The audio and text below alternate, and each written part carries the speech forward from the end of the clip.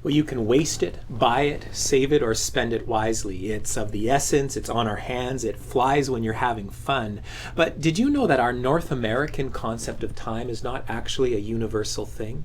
That is, the way we've come to think about time in the modern West as a linear, measurable commodity. That's not the way people in all places, in all cultures around the world understand time. They say the pariah people of the Amazonian rainforest have no concrete concept of time at all.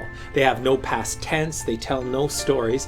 Everything exists for them in the present, and when it can no longer be perceived, for all intents and purposes, it ceases to exist. Or take the Hopi Indians of Arizona. Their language has no verb tenses at all, no past, no present, no future, and consequently, no way to talk about time. The closest they come to a sense of time are two words in their entire vocabulary. They have a word for sooner and a word for later, and that's it.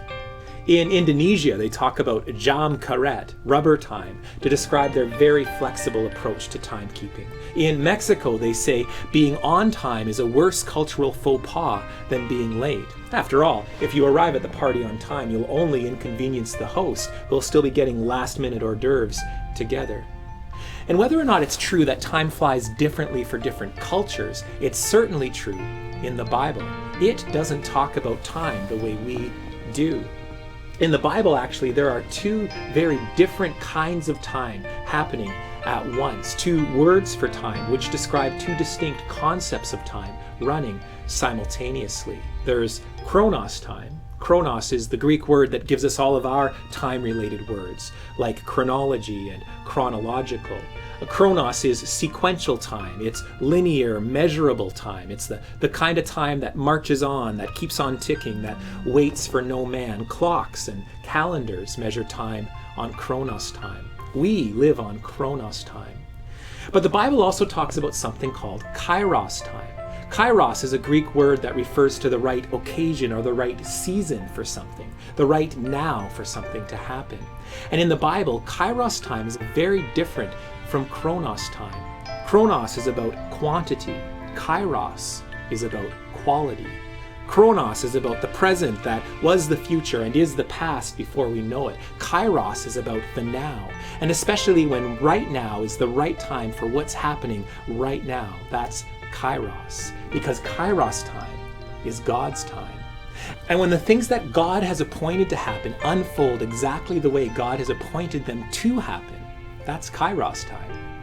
A crucified body that waits exactly 3 days in the tomb before rising to new glorious life is keeping time on Kairos time. And so are we whenever his resurrected life breaks in and takes hold of this moment or that moment of our lives, transforming them and transfiguring them into an experience of his presence. The novelist Madeleine L'Engle says it like this: Kairos is that time which breaks through Chronos with a shock of joy, that time we do not recognize while we are experiencing it, but only afterwards. In Kairos, we are completely unself-conscious and yet, paradoxically, far more real than we can ever be when we're constantly checking our watches for chronological time. The artist at work is in Kairos. The child at play is in Kairos. The Christian in worship is in Kairos. Because in Kairos time, we become what we are called to be as human beings, co-creators with God, touching the wonder of creation.